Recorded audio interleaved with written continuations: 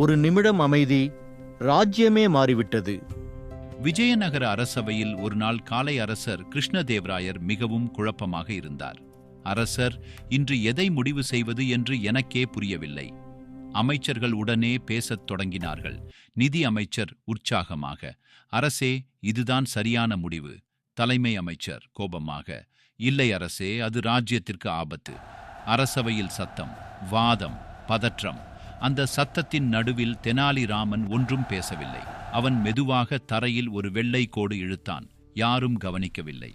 தெனாலி திடீரென்று கேட்டான், அரசே, ஒரு நிமிடம் மட்டும் அமைதியாக இருக்கலாமா? அரசர் கையை உயர்த்தினார். அரசவையில் முழு அமைதி.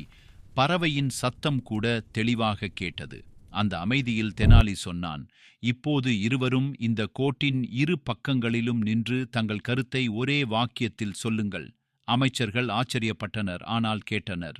நிதி அமைச்சர், எனது முடிவு வேகமாக லாபம் தரும். தலைமை அமைச்சர், எனது முடிவு மெதுவாக பாதுகாப்பு தரும். அமைதி. அரசர் திடீரென்று சிரித்தார். இப்போது எனக்கு புரிகிறது. அனைவரும் ஆச்சரியமாக பார்த்தனர்.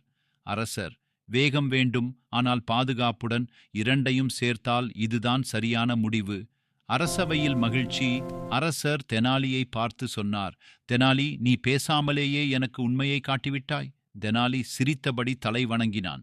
சத்தம் உண்மையை மறைக்கும், அமைதி உண்மையை வெளிப்படுத்தும். ஒரு குழந்தையின் கேள்வி, ஒரு அரசரின் குழப்பம். தெனாலிராமன் கூறிய பதில். குழந்தை என்ன கேள்வி எழுப்பியது, அதற்கு தெனாலி கூறிய பதில் பற்றி தெரிந்து கொள்ள வேண்டுமா? அடுத்த எபிசோடை பார்க்கவும். நன்றி. இது போன்ற கதைகளை தெரிந்து கொள்ள சேனலை சப்ஸ்கிரைப் செய்து கொள்ளுங்கள்.